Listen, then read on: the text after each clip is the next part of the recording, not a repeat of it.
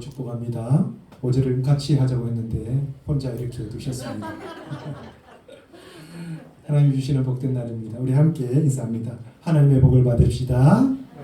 하나님의 은혜가 함께 하십니다. 하나님의 은혜가 함께 하십니다. 벌써 12월입니다. 많은 사람들이 12월이 되면 지나간 시간에 대한 아쉬움을 가지게 됩니다. 좀 더 잘 살 걸, 좀 더 행복하게 살 걸, 그렇게 후회와 아쉬움 속에 12월을 맞이하는 것 같습니다. 왜 그럴까요? 12월 되면 날씨가 너무 추워서 그럴까요? 아니면 이제 올해 얼마 남지도 않았다는 생각 때문일까요? 12월이 되면 마지막이라고 하는 생각을 참 많이 하는 것 같습니다. 한 해의 마지막을 생각하고요. 또 인생의 마지막도 생각을 하게 됩니다. 그러니 많은 아쉬움이 남습니다. 많은 후회가 남습니다. 그런데 어떤 이들에게는요, 새로운 희망이 되기도 합니다. 절망이 시간이 끝나는 날입니다. 수고의 시간이 끝나는 날입니다. 그래서 마지막에 꼭 나쁜 것만도 아닙니다. 하나님이 오늘 우리에게 주시는 음성이 있습니다. 믿는 자들에게는 이 마지막이 절망이 될 수 없다라고 하는 것입니다. 왜냐하면 하나님이 우리를 포기하시지 않으시기 때문입니다. 오늘 말씀 우리에게 그 사실을 전하고 있습니다. 우리에게 왜 절망이 없는 것일까요? 첫 번째는요, 하나님이 우리를 위로하시기 때문입니다. 본문 1절 말씀입니다. 너희는 너희의 하나님이 이르시되 너희는 위로하라. 내 백성을 위로하라. 아멘. 하나님은 선지자를 향해서 내 백성을 위로하라 그렇게 말씀하십니다. 하나님의 백성들이 누구일까요? 직접적으로는요, 이스라엘 백성들입니다. 좀 더 정확하게 말하면 죄로 인해서 버림을 받았던 하나님의 사람들입니다. 역사적으로 보면 이스라엘 백성들이 망하고 바벨론의 포로가 되었는데 그때의 백성을 가리키는 말씀입니다. 그들에게 무슨 희망이 있을까요?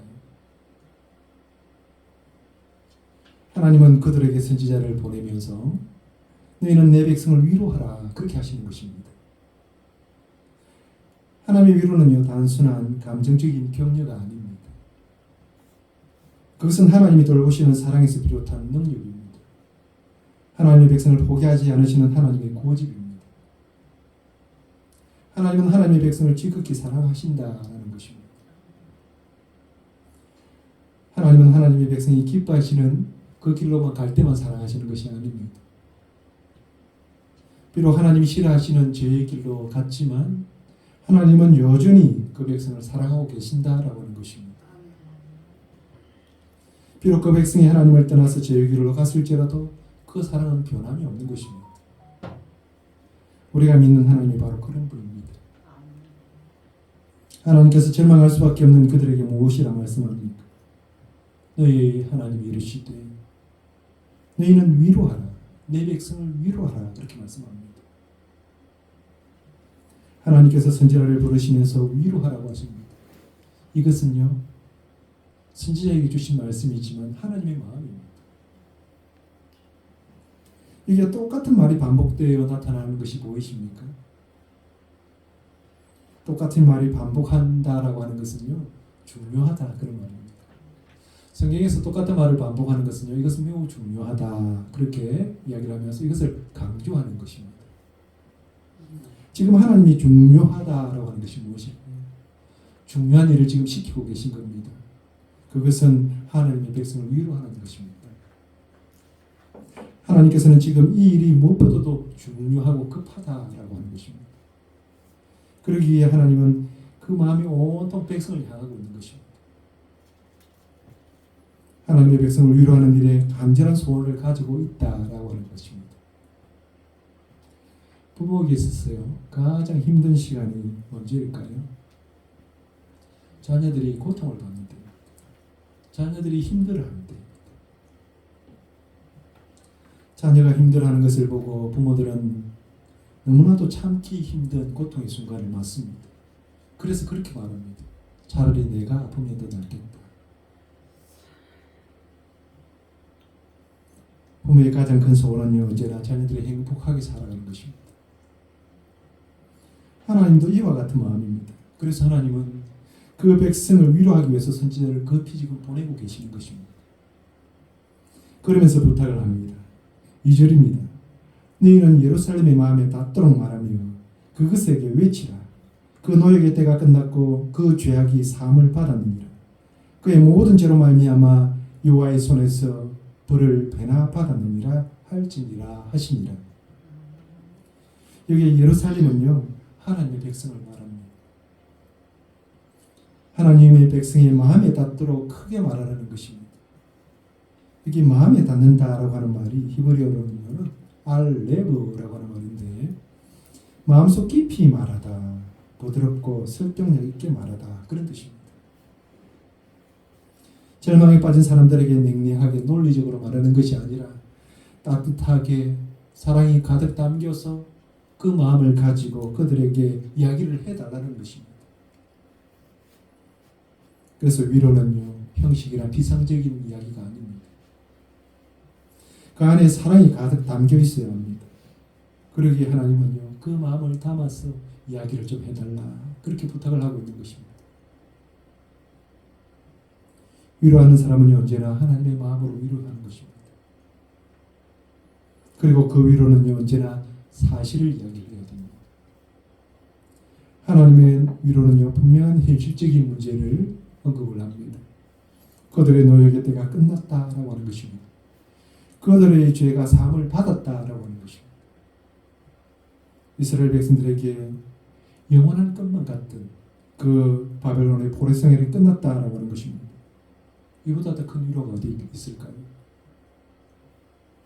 죄로 인해서 고통당하는 자들에게 죄의 사함의 소식은요, 더 큰 기쁨이 없는 겁니다. 죄가 사함을 받았다라고 하는 놀라운 이 소식이 그들에게 큰 위로가 되고 큰 기쁨이 되는 것입니다. 마치 죄를 짓고 복역하는 사람들이 맞는 가장 큰 기쁨은 특별 사면 아니겠어요?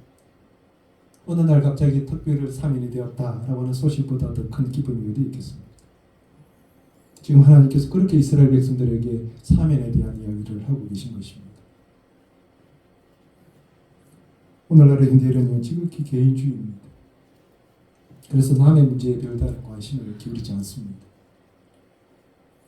몇 달 지나서 옆집에 사는 아파트의 할머니가 죽었다라고 하는 소식들이 들려지죠. 이것이 보통의 이야기가 되어버렸습니다.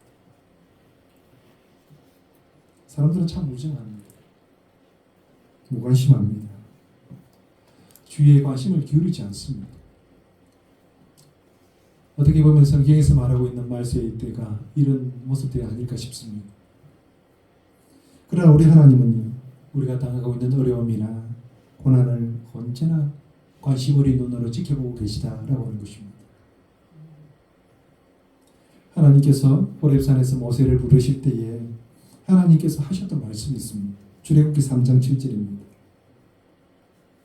여호와께서 이르시되 내가 애굽에 있는 내 백성의 고통을 분명히 보고 그들이 그들의 감독자로 말미암아 부르짖음을 듣고 그 근심을 알았다, 그렇게 말씀하십니다. 하나님은 이스라엘 백성들이 고통당하는 것을 분명히 보셨다라고 하는 것입니다. 그리고 그들이 애타하면서 부르짖는 그 소리를 하나님 들으셨다라는 것이죠. 힘겹게 살아가고 있는 그 백성을 외면하지 않으셨습니다. 그러면서 하나님은 그들을 구원할 계획을 세우셨습니다. 그리고 그 백성을 위해서 모세를 부르신 것입니다. 오늘 예배하는 우리가 바로 하나님의 부름을 받은 자들입니다. 하나님의 위로를 먼저 받고 그 위로를 전해야 될 자들이다라고 하는 것입니다. 하나님은 큰 사랑으로 우리를 죄에서부터 구원하셨습니다. 그리고 새로운 삶을 우리에게 허락하셨습니다. 죄로 죽을 수밖에 없었던 우리를 구원의 놀라운 은혜를 베푸셔서 살게 하셨습니다. 이제 우리도 이 구원의 소식을 전해 주어야 합니다.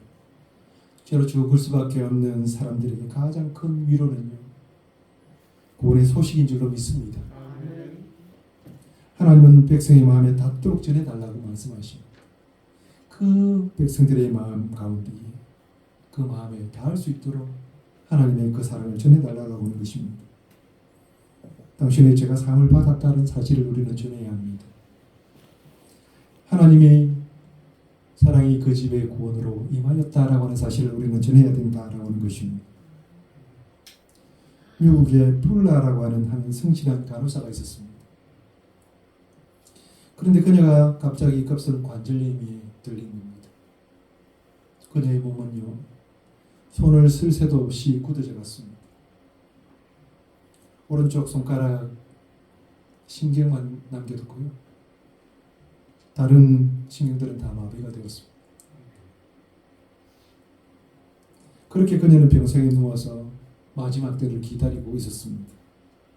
원망하면서 세월을 보냈습니다. 그러다가 문득 자기의 오른손가락은 사용할 수 있다라고 하는 것을 깨닫습니다. 그러면서 이 길을 통해서 하나님 앞에 감사합니다. 그리고 그녀는 이 오른손으로 전화를 할 수 있겠다라고 하는 것을 생각하고 흥미를 느끼기 시작했습니다. 폴라는요, 병실에 전화를 설치하고 병자의 가족들에게 전화를 하기 시작합니다. 환자의 가족들과 친구를 잃고 슬픔에 빠진 자들을 향해서 희망의 메시지를 보내기를 시작했습니다. 그녀의 전화를 받고 수많은 사람들이 삶의 새로운 변화들을 경험했습니다. 자살을 결심한 사람은요, 새로운 삶을 다짐했습니다. 이것이 바로 위로의 전화의 시작이었습니다. 지금도요, 자살을 하려고 하는 그들에게 위로의 전화가 있습니다. 하나님의 백성을 위로하십니다. 하나님의 백성이 더 이상 고통 가운데 있지 않기를 바라면서 위로하시는 것입니다. 고린도서 1장 4절입니다. 우리의 모든 환난 중에서 우리를 위로하사 우리로 하여금 하나님께 받은 위로로서 모든 환난 중에 있는 자들을 능히 위로하게 하시는 이시로다. 아멘. 하나님은 우리를 위로하실 뿐만 아니라 우리의 위로를 통해서 또 다른 이들에게 그 위로의 말씀을 전하고 계신 것입니다. 하나님의 위로는 단순한 감정적인 위로가 아닙니다. 삶을 변화시키는 능력입니다. 하나님은 우리를 돌보시고 우리를 새롭게 하십니다. 성령님은 영원토록 우리와 함께 하시면서 우리가 어떤 환경 가운데 있을지라도 포기하지 않도록 도우십니다. 우리는 하나님의 위로를 받았기에 이제 그 위로를 세상에 전해야 합니다. 우리가 받은 위로를 통해서 다른 사람을 위로하는 것이 하나님의 원하시는 삶인 줄로 믿습니다. 이러한 위로의 삶을 살아가는 여러분 되시기를 축복합니다. 우리는 왜 절망할 수 없을까요? 두 번째는요, 사망으로 사는 자는 절망할 수 없기 때문입니다. 오늘 본문 3절입니다. 외치는 자의 소리여 이르되 너희는 광야에서 여호와의 길을 예비하라. 사막에서 우리 하나님의 대로를 평탄하게 하라. 아멘. 하나님의 위로를 전하는 자들은요, 하나님의 구원을 전하는 자들입니다. 그러므로 하나님을 맞이하기 위한 준비가 필요합니다. 마치 왕을 맞이하기 위해 준비하는 것처럼 말입니다. 왕이 어느 마을에 간다 그러면요, 미리 그것을 준비하는 이들이 있습니다. 왕이 갑자기 갈 수도 있겠지만 대부분은 다 준비하고 왕이 가게 되는 것이죠. 왜 그러냐면 왕이 안전하게 그곳에 가야 되기 때문에 그렇습니다. 왕의 안전을 위해서 사전에 여러 준비 작업들이 있어야 되는 것이죠. 그래서 왕이 어떤 길로 오는지 미리 다 계획이 세워집니다. 그러면서 그 길 가운데에 위험이 없는지를 사전에 다 살펴보는 것이죠. 그 길이 좋지 못하면 그 길을 평탄하게 하는 것입니다. 그 길에 위험한 요소들이 있으면 그 요소들을 모두 다 제거하는 것입니다. 그렇게 해야 왕이 안전하게 그곳을 방문할 수 있는 것입니다. 마찬가지로 하나님의 구원의 역사도 이렇게 이루어진다라고 하는 것입니다. 그래서 예수님께서 오셨을 때에 세례 요한의 외침을 가리켜서 왕야에 외치는 자의 소리였다 이렇게 이야기합니다. 예수님의 구원 사역보다 먼저 외치는 외침의 소리가 있었다라고 하는 것이죠. 하나님의 구원 사역을 분명하게 전달하기 위해서 외침의 소리가 먼저 있는 겁니다. 그런데 이 말씀은 그렇게 예수님의 구원 사역으로 모두 다 끝나는 말씀이 아닙니다. 하나님의 구원 사역은요, 지금도 역시나 여전히 진행 중입니다. 그러기에 이 말씀은 지금도 진행형이다라고 하는 것입니다. 광야에서 여호와의 길을 예비해야 합니다. 사막에서 우리는 하나님의 대로를 평탄하게 해야 합니다. 왕을 맞이할 준비를 해야 하는 것입니다. 그렇게 준비하는 자는요, 절망하지 않습니다. 머지않아서 왕이 그 길로 나오시기 때문입니다. 하나님은 광야의 길을 새로 만들어서 사막의 대로를 내어서라도 그 백성에게 가시기를 원하십니다. 이것이 하나님의 의지의 표현이고요, 하나님의 약속의 선언입니다.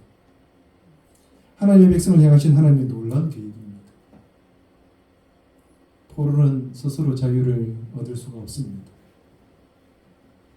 포로가 자유를 얻기 위해서는요, 왕이 그곳에 오셔야 되는 겁니다. 왕이 그곳에 오셔서 선포하셔야 되는 겁니다. 그러므로 하나님은 그 일을 이루시려고 지금 합니다. 새 길을 내시려고 합니다. 길을 평탄하게 하시려고 합니다. 그 귀한 사역 때문에 사명자를 부르신 것입니다. 그리고 그 사명자는 이 일을 책임지고 마쳐야 하는 것입니다. 사명이다라고 하는 이 말은요, 특별한 용어가 아닙니다. 사명은 일거리와 명령이 합쳐진 단어입니다. 그래서 하나님의 일을 하기 위해서 그 명령을 받은 자를 가리켜서 사명자다 이렇게 부르는 겁니다. 일이 있는 사람은 죽지 않는다라는 말이 있습니다. 종교개혁을 감행했던 루터에게는요, 프리드리히 미코니우스라고 하는 친구가 있었습니다. 그는 루터에게 더할 수 없는 위로와 격려를 주는 기쁨의 친구였습니다. 그런데 한참 종교개혁이 진행될 당시에 프리드리히가 불치병에 걸렸습니다. 이제 살아갈 날이 멀지 않은 거죠. 죽음을 앞두고 그는 사랑하는 친구 루터에게 최후의 유서를 보냈습니다. 이를 받고 깊이 기도하던 루터는요, 그가 아직 죽을 때가 아님을 알았습니다. 그러면서 루터는 친구에게 다음과 같은 편지를 썼습니다. 하나님은 자네를 나보다 더 오래 살게 하실 것을 지금 자네를 위해 열심히 기도하고 있네. 분명 하나님께서 내 기도를 들어주실 것을 믿네. 이런 프리드리히는요, 이후에 이렇게 고백을 했습니다. 이 편지를 읽는 순간에 예수님께서 나사로야 무덤에서 나오라 라고 하는 그 말씀처럼 들려왔다라고 하는 것입니다. 놀랍게도요, 이 편지를 받고 그는 회복합니다. 불치병에서 소생했고요, 종교개혁을 완성할 수 있을 때까지 오히려 루터보다 더 오래 살았습니다. 사명자는요, 사명이 마칠 때까지 죽지 않는다라고 하는 것이 이 루터의 확신이었던 것입니다. 사명이 있는 사람은요, 낙심하거나 절망에 빠져 있을 시간이 없습니다. 그에게 맡겨진 사명이 이루어지기 위해서는요, 끝까지 그 일들을 하는 것입니다. 그렇게 그 일을 마치고 기쁨을 함께 나누는 것입니다. 그래서 사도 바울은 이렇게 고백을 합니다. 사도행전 20장 24절입니다. 내가 달려갈 길과 주 예수께 받은 사명 곧 하나님의 은혜의 복음을 증언하는 일을 마치려 하면은 나의 생명조차 조금도 귀한 것으로 여기지 아니하노라. 아멘. 하나님의 사람들은요, 절망하지 않습니다. 하나님께서 우리에게 맡기신 사명이 있기 때문에 우리는 절망할 수 없는 것입니다. 절망하기보다는 하나님을 맞이할 준비를 하는 것입니다. 믿음의 성도들이 이게 이러한 은혜가 있기를 바랍니다. 우리는 왜 절망할 수 없을까요? 세 번째는요, 우리가 하나님의 영광 가운데 있기 때문입니다. 오늘 본문 5절 말씀입니다. 같이 읽겠습니다. 여호와의 영광이 나타나고 모든 육체가 그것을 함께 보리라. 이는 하나님의 입이 말씀하셨느니라. 아멘. 그렇게 왕을 맞을 준비가 끝난 사람들은요, 하나님의 왕을 보는 영광을 누리게 됩니다. 하나님의 이 약속은요, 역사 속에서 그 백성들에게 분명하게 나타났습니다. 이사야가 전한 이 말씀처럼요, 이스라엘 백성들은 70년 후에 그들의 고국으로 다시 돌아왔습니다. 마치 모세를 통해서 이스라엘 백성들이 가나안으로 향해 갔던 것처럼 하나님께서 주셨던 그 말씀대로 이스라엘 백성들이 온전히 고국으로 돌아올 수 있었습니다. 서룹바벨과 함께 돌아왔던 그들에게 하나님의 영광의 모습을 보여주셨습니다. 그렇게 이스라엘을 구원하셨던 하나님은요, 온 인류를 구원하시기 위해서 사람의 모습으로 이 땅에 오셨습니다. 그분이 바로 예수 그리스도이십니다. 예수님은 이 땅에 오셔서 많은 슬픈 자들을 위로하셨습니다. 아픈 자들을 고치셨습니다. 가난하고 병든 자들도 외면하지 않으셨습니다. 그들을 위로하시고 새로운 삶을 주셨습니다. 예수님은 진정한 위로자였습니다.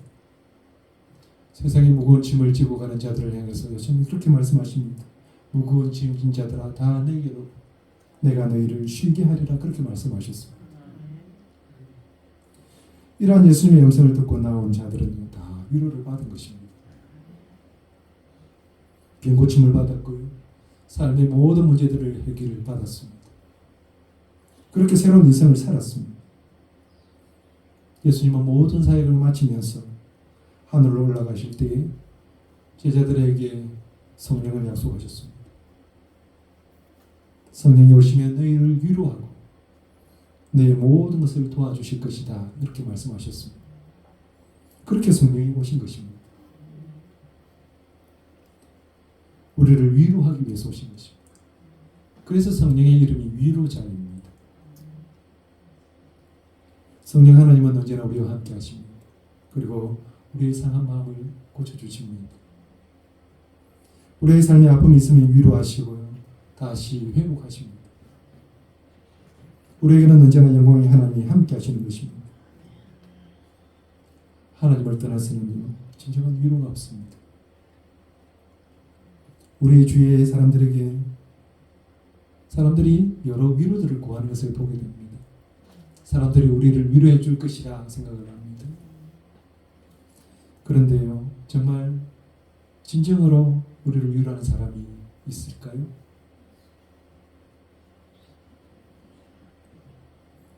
시편 기자는 성경에서 이런 고백을 합니다. 시편 69편 20절 말씀입니다.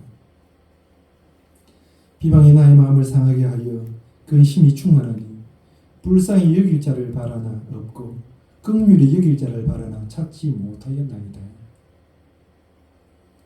우리를 불쌍히 여겨주고 긍휼히 여길 자를 찾지만 세상에서는 찾을 수 없었다라고 하죠.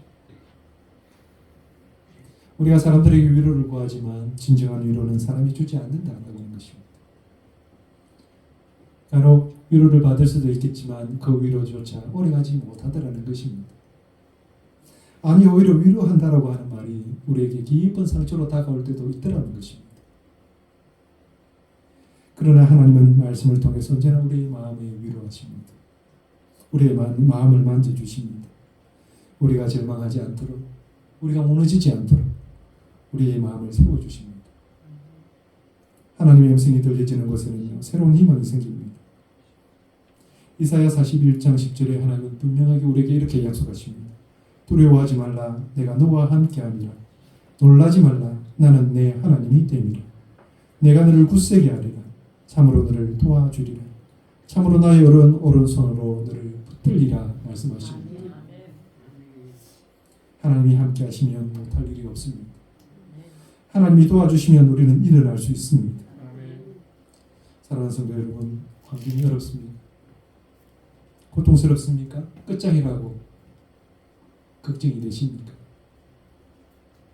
그때가 바로 주님이 찾아오시는 때입니다.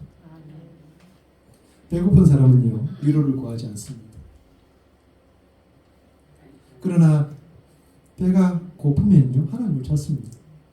하나님을 부릅니다. 그래서 때로는 고통이 우리에게 축복이 되는 것입니다. 주님이 오실 길을 내셔야 합니다. 나의 굴곡진 마음을 바꾸셔야 합니다. 왕을 맞이하는 사람처럼 우리의 높아졌던 그 마음을 깎고 다듬으시나 합니다. 밑이 보이지 않게 깊은 수렁에 있던 우리 마음을 끄집어 올려서 그 마음을 돋아내셔야 합니다. 그렇게 우리의 마음의 대로를 만드셔야 합니다. 하나님은 우리의 마음의 대로를 통해서 우리에게 찾아오십니다. 주님을 기다리는 간절한 마음을 아시고 우리의 손을 잡아주실 것입니다. 우리의 눈물을 닦아주실 것입니다. 그러면 우리는 이렇게 노래할 수 있습니다. 시편 94편 17절 19절입니다. 여호와께서 내게 도움이 되지 아니하셨다면 내 영혼이 벌써 침묵 속에 잠겼으리로다. 여호와여 나의 발이 미끄러진다 말할 때에 주의 인자심이 나를 붙드셨사오며 내 속에 근심이 많을 때에 주의 위안이 내 영혼을 즐겁게 하시나이다. 아멘. 하나님의 도움이 있기에 우리는 안전합니다. 하나님이 우리를 붙드셨기에 우리는 미끄러지지 않습니다. 하나님이 우리를 위로하시기에 우리는 즐겁게 삶을 살아갈 수 있습니다. 이 시편의 노래가 여러분의 노래가 되기를 축복합니다. 이제 올해도 얼마 남지 않았습니다. 이제 남은 한 달을 아쉬움으로 흘려보내시렵니까? 오보영 씨가 쓴 송년회상이라는 글에 이런 이야기가 있습니다. 그 일로 인해 한층 더 세상사 그리 만만치 않음을 깊이 깨닫게 되었으니 이 어찌 감사하지 않으리요. 그 이로 인해 한결 더 사람 분별이 그리 수월치 않음을 새삼 알게 되었으니 이 어찌 감사하지 않으리요. 그간 겪은 여러 많은 갈등과 고뇌로 인해 좀 더 성숙하게 되었으니 이 어찌 감사하지 않으리요. 믿음의 사람들은요 모든 것이 감사합니다. 왜냐하면 모든 것이 합력하여 선을 이루시는 그 하나님을 우리가 믿기 때문입니다. 어떤 고난이 와도 아픔이 와도 때로는 아쉬움에 안타까움이 남아도 우리는 감사할 수 있는 것입니다. 하나님이 우리를 위로하시기 때문입니다. 하나님의 구원을 전하는 자는 결코 무너지지 않기 때문입니다.